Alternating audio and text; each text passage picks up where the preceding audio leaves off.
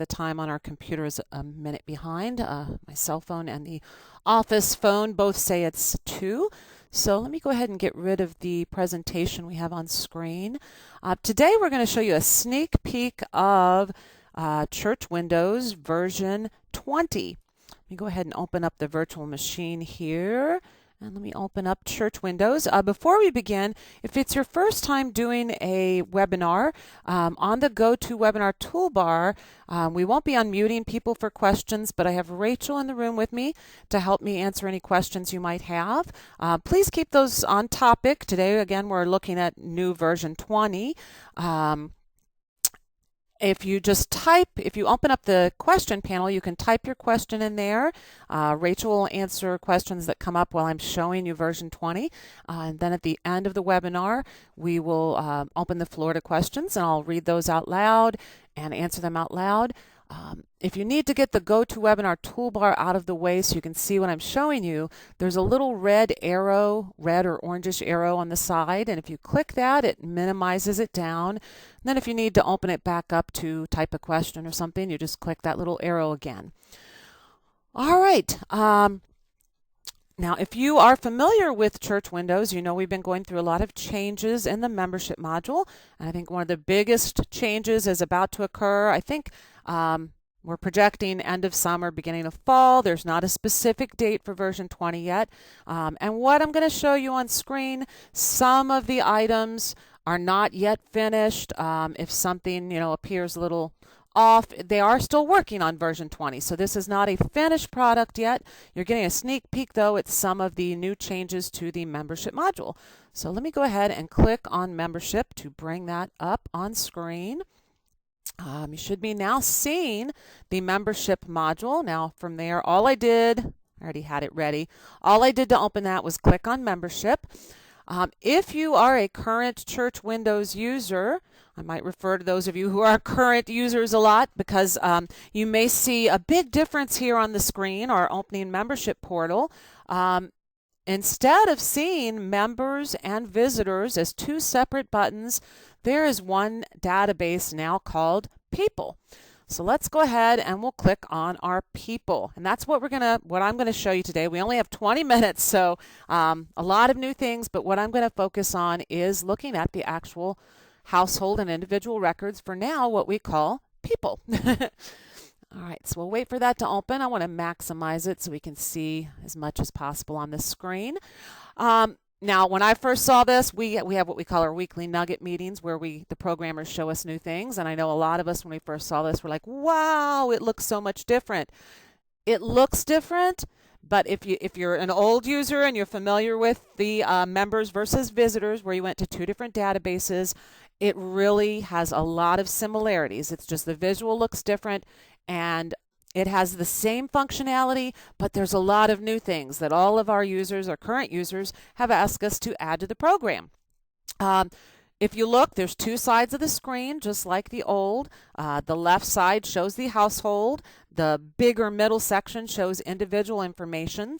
Let's first, though, look up at actually in the bottom left. If you look in the bottom left, it tells us what different categories of people we are choosing to view. We're showing both our categories for members and visitors, it says in the lower left. Up along the top, you'll see the little arrows to move through the records, our Find button. I want to look, though, right up at the top left at categories. If we click the down arrow here, we can choose what categories we want to see, our members or our visitors. If I uncheck visitors and click close, then notice lower left, it's telling me I'm only showing members. Go back up here, and we could just show visitors if we wanted. Click close, and now lower left, I see that I'm showing only visitors. Now, let me go ahead and check both of those again. Right up at the top of the household record, it indicates for this family, for the record I'm on right now, it tells me exactly what category this family is in. And I can click the down arrow here and see, or change it if I want. To change my categories, you can even add new categories now. So you aren't limited to just labeling people as a member or a visitor for your different types of people. You could create a new category. and have an entirely new category if you like. And I also can color code the categories. I don't know if you noticed. Click OK here. When I ask for just my visitor category, if you notice right up top left where it shows category visitors, we can see I've made that a very light pale yellow color. So if I'm looking at both my members and my visitors, here my member, I'm on a member family right now, so that category bar is showing in white. But as I scroll through here, eventually I should come to there's a visitor. So at a glance, those colors for my categories can tell me exactly which side or which category. There's no sides to the database anymore. It's going to take some getting used to not saying that anymore. But at a glance, I can see whether they're a visitor or a member. Now, another thing that I discovered as I was playing with this, keep in mind, I've only had this for a couple weeks to look at it, and I'm learning. It's like I said, it's very similar to the old. There's just new things you can do. A lot of people wanted to see their records stored alphabetically instead of in entry order. Notice now I'm on Karen Bartholomew. It tells me if I hover on the arrow in the upper left, if I right click on it, it will take me to the last record. Well, I added a family playing around with it, and I did a right click and it took me to the W's. I was like, wait a minute, where it used to take the last record was the one I just added. Not anymore. The last record will be alphabetically the last letter you have for someone in the alphabet. So your records are stored. If I go backwards here, notice we're in the W's. Your records are now stored alphabetically rather than in entry order. And now I just right-clicked on that prior button. It took me back to the very first record, which is Karen Bartholomew. Now, really quick, let's look over on the left side. This is my household side, and it has the same things available you have in the old household or family side. We see the household name. Let me move to a family with more than one person so you can see. Up on the top of the tab, it tells me the actual mailing label or family name, whatever I've typed in mailing label, Mr. and Mrs. William Bell. Below that, we see their mailing label, the family number, which is assigned by the system, I do believe. I have to check on that. The address, the current address. We can add addresses by clicking the plus sign at the end of the address line. And here, we can also create family alternate addresses. They're all held over on the family side, no button at the top. And you can add up to 3 additional alternate addresses for the family with different dates. We can indicate which of the addresses to use for a statement if we want to use one of the other addresses. So here we would show our current, but we can also show family alternates, and you can have addresses be unlisted now as well. A lot of new things. We can edit the address easily by just clicking the little pencil, and that brings up the same window where we can make edits. Down below, we see the main phone number. It's no longer a home number, but our main phone number, and we can indicate if that's unlisted or not. And below that, all the family members' individual names, which get added as we add individuals. Now, up at the top of the family tab or family side, there are different tabs. If we click on family info, there we see our mailing code, geographic area, some of those normal things you saw on the family record or household record, and a family email field. So you can add just one email if you like that applies for the family. There's also a comments tab for adding family or household comments.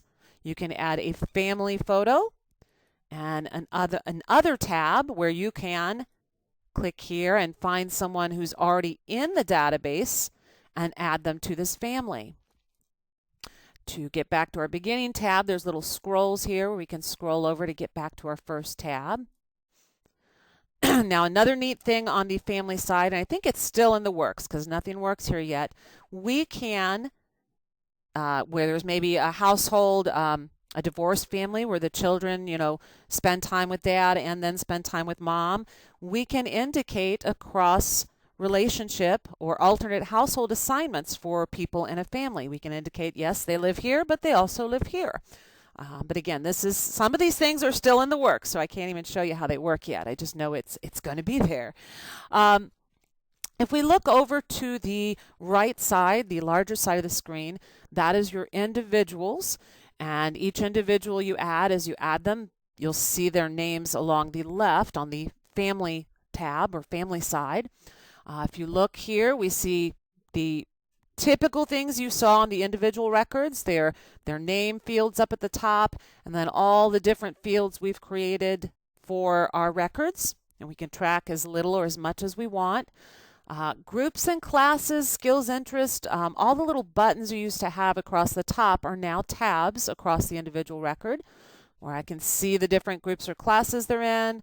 I can add different ones, or I can add skills and interests. I can also put in alternate addresses right here for each of the individuals. Click the plus sign and create up to 3 individual alternate addresses if I like for the individuals. I just noticed I happened to look over and somebody said they didn't notice the mailing code. The mailing code is right here on the Family Info tab. Everything is still available that was in the program before. Still usually somewhere right around the same area as well. Somebody asked, what color choices do you have? You have the color choices, all these different color choices, and I believe you can even go into more detail with those. So back to the individual screen. So we can create alternate addresses for our individuals, up to 3 of those.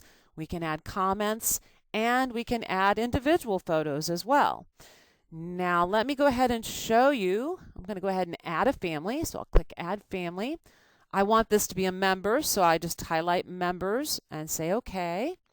The screen goes blank, and I see at the top left Category Members. Let me go back to New Family tab, and I'll type in, whoops,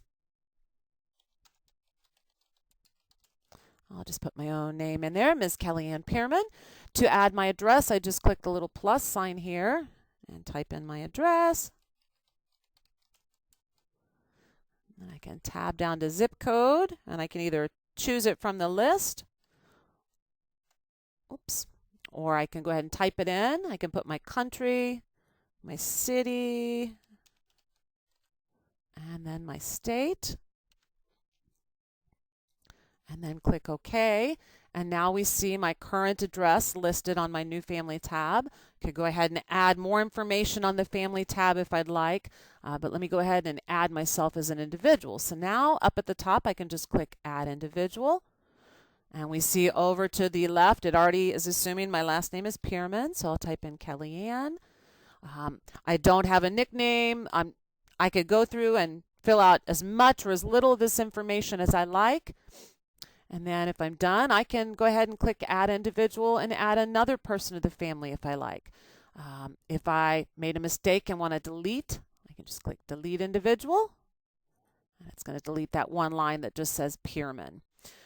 All right, we also can customize what you have showing in the different sides of your categories by clicking here on Customize Fields over to the upper right. And that brings up one large screen. I'm going to even maximize it larger, where I can see all the different fields available, and I can add more. Whoops. I can indicate, whoops, let me delete this new field I added by accident. Stop, I'm trying to delete you, minus. All right, I guess it just wants a new name. So we will say new name, because I really didn't want to make a new field. All right, now it will let me delete it. All right, but up at the top, we can, upper left, we can choose to see what's showing for visitors versus members. We don't have to go to one side or the other to do that. Same capabilities of adding fields.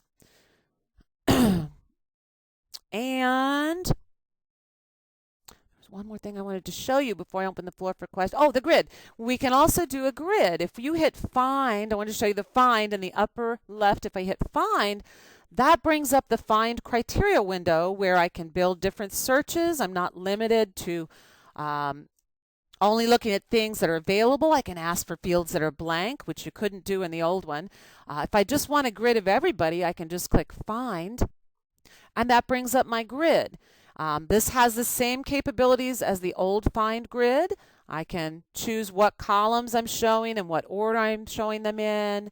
I can print the grid. I can do reports from the grid. So again, things look a lot different, but it's so very similar to where things were before. Buttons may have turned into tabs, but it's very similar to the old members and visitor database. However, you do have a lot more you can do with it. Again, this is only a 20-minute webinar, so I didn't want to go too much into detail. Let me go ahead and see if there are questions, because I'm sure you guys may have questions about it. Let's see. Somebody said, why were fields grayed out in the customized fields portion?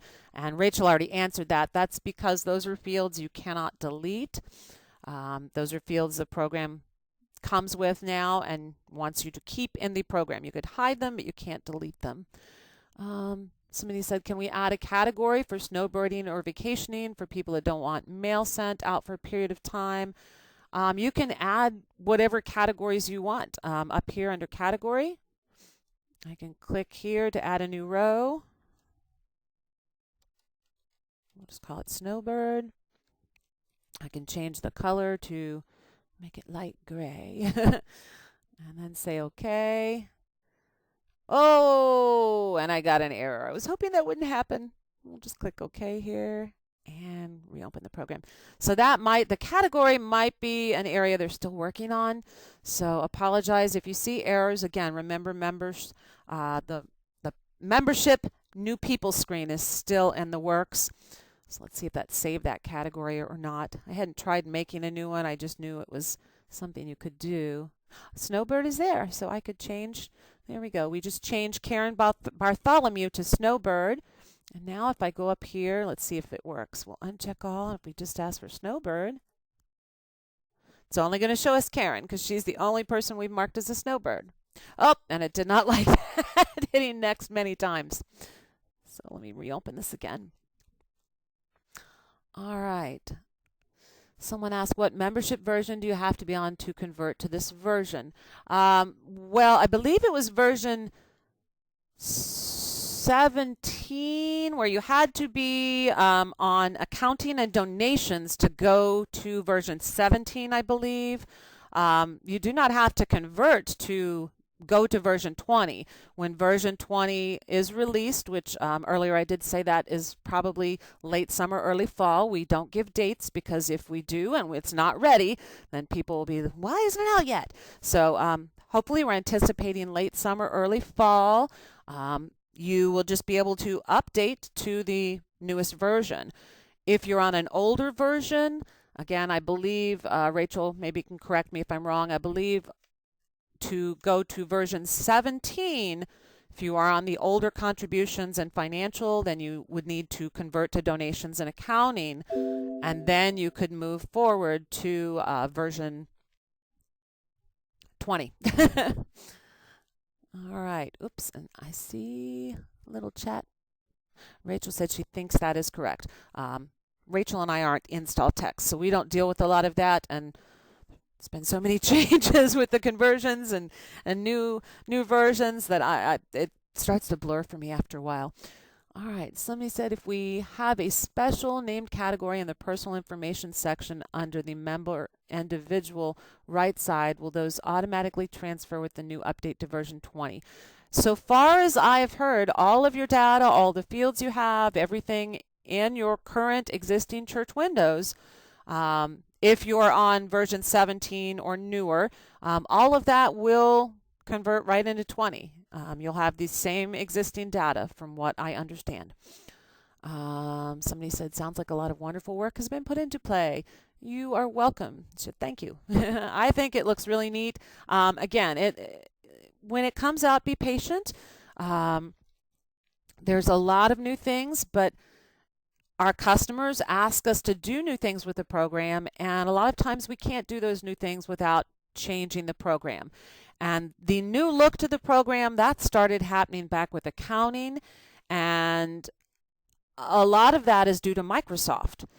We aren't Microsoft, but Microsoft changes how computers work and programming language, and if our program doesn't stay up and current with programming languages, then it's not going to keep working on Mr. Gates's products. So, if you don't like that we have to keep changing church windows, then talk to Mr. Bill Gates, because we have to keep up with Microsoft. But I just think there's some amazing changes coming along.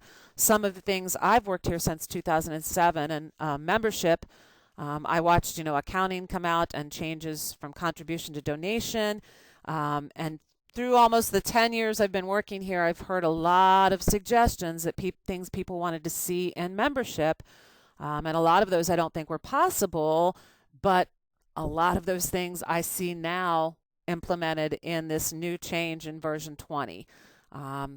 Just a lot of new things again, and I just showed you the screen right here. There's probably some other new things outside of the household and individual records, or family and individual records.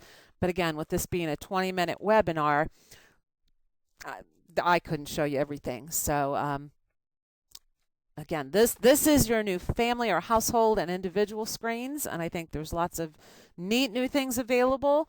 And we'll take your suggestions. I don't know if you were been with us through accounting and donations, but as those programs rolled out as new programs, I watched customers make suggestions for those, and the programmers implement those. We want the program to work for you. You're the one who you use it every day. Somebody asked, what is the little yellow icon next to the printer icon? I'm guessing you're talking up along the top. That is to print household information, or, oh, that one's not ready yet. Or if you're on the individual side, that button's available there, and it would mean to print that individual's information. It would bring up, I'm pretty sure it's going to bring up the reports directory export screen where you can choose to print, or it might give you the option to either do reports, labels, or email to that household or to that individual. Well, not email, because no, it probably has email too, but I'm not going to try it again because it will probably kick me out of here because it's not ready yet.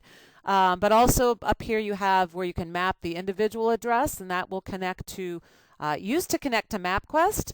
Now it's going to connect to Google Maps because people use Google more. So, and then also for the household and individuals, you can copy the household or individual address to a clipboard to paste somewhere else. Someone asked, are there videos on the web for general use of membership? I had this portion handed to me with very little training.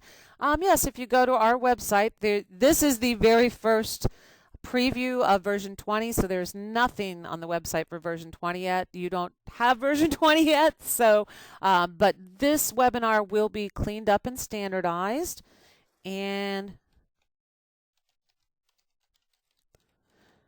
But if you go to our website, churchwindows.com, up at the top, if you click on, what happened here? If you click on beginning, maybe this is because I'm on a virtual machine, it's not working properly. Under beginning, if you click on beginning, it takes you where you can find documents and videos, free documents and videos, some how do I start videos, which if you're brand new, then that's really probably where you want to go first. But documents and videos, everything here is free. Beyond that, you can pay for ICT training, live web training, or there are training workbooks available for purchase, and recorded webinars. If somebody else signed you up for this free online webinar live, you can click here to go see what other webinars are available. I know Rachel is going to show the version 20 Wednesday of next week, and I'm going to answer questions for her when she shows it. So she might show you different things than what I showed today. I'm not sure. Somebody asked, do you ever have regional training anymore? No, it's rare that we ever do that. Just with the availability now of classes online, regional training just was not, it just was not worth it. We do sometimes have classes here at our center, I know every once in a while when there's something new coming out over the summer, we'll have a summer workshop. I don't know that we will this summer because I don't know that version 20 will even be available yet. And that's, I would think, I'm guessing if we were to have a large training here at our center, it would be for version 20. But no, we don't do the regional trainings anymore. It just wasn't very cost effective with, flying and paying for hotels and with the advent of, all the online Skyping and GoToWebinar, it works better for people, I think. All right. You're welcome. You're welcome. Some folks are saying they enjoy the short webinars. They're very helpful. Thanks for taking the time to do them. You're welcome. I like doing them. It gives me a break from being on the phone. I was a little nervous about the version 21, but I think it went okay. Got a few errors, but can't help that. As I said, the program is still being written, so unfortunately some of those buttons I hadn't tried clicking on yet, and I tried just because I wanted to show you something, and there we got a little error. So still in the works though, but you can see what is coming. I think it looks really neat, and if you've been with us for a while and you've been asking for the program to do something, hopefully you saw something in there that you'd asked for and you're going, yay, finally it's there. All right, any other questions? You're welcome, you're welcome, you're welcome. I'm seeing all kinds of thanks. If you need to leave, you can just click the X on your GoToWebinar toolbar to exit. You won't offend me if you leave before I close the room. And if you have questions, you can give us a call at 1-800-533-5227. I'm forgetting the number now. I'm pretty sure that's our number. If you do call, I actually am leaving though for the day. My daughter she's taking college classes as a senior and has her orientation for that at 3:30. So I'm going to go to that with her. So I am leaving immediately after we're done here. But I'll be back in tomorrow morning, and there's plenty of texts here that can help answer questions if you have any questions. I'm going to end this webinar, so if you are in the middle of typing a question, hit enter and then go ahead and type the rest, and that way I won't close the room on you before you get your question all typed.